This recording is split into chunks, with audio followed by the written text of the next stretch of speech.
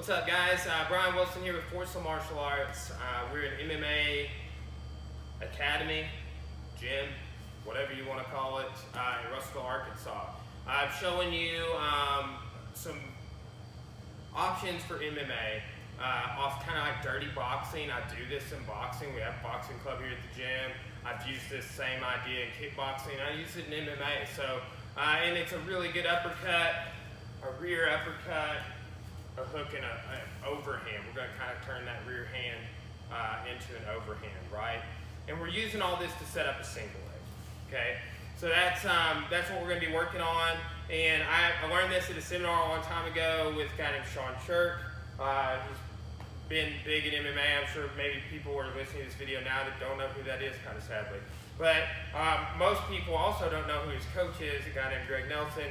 Look into that.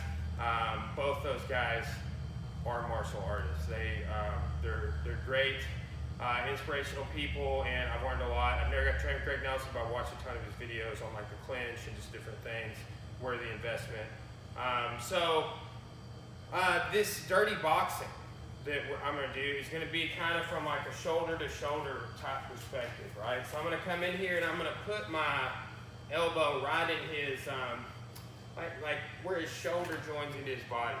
I only know that this is called because of one of my coaches, Danny Dring, and he said all the time when he's talking about this, because it's kind of a balance point, he calls it brachial plexus tie-in. So it's the only, I've never looked it up, never had an anatomy class, but right here by his clavicle, right?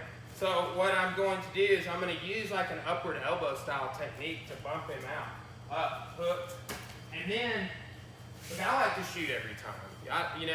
You don't have to shoot every time, and you're kind of using your overhand. The and then part is to hook his leg. So it is still like a punch, but imagine like your overhand's not hitting his head, it's hitting his leg. Okay, so a little bit, bump him out, up, hook, overhand, right? Then I want to clear this leg. My favorite finish is to get my hips up underneath his and get the sweep, okay? So we're back in that dirty boxing clinch. This is a great position to work from, and we kind of lean into each other here, right?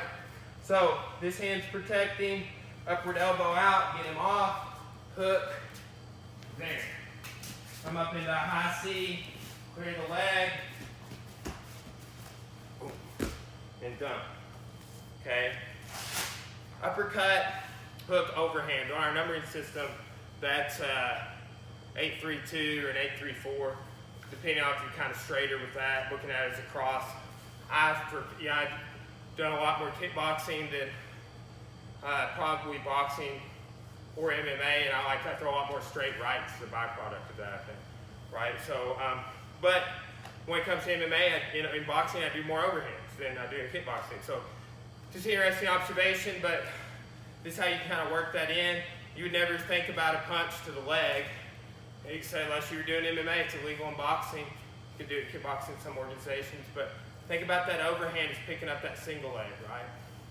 Thanks for watching.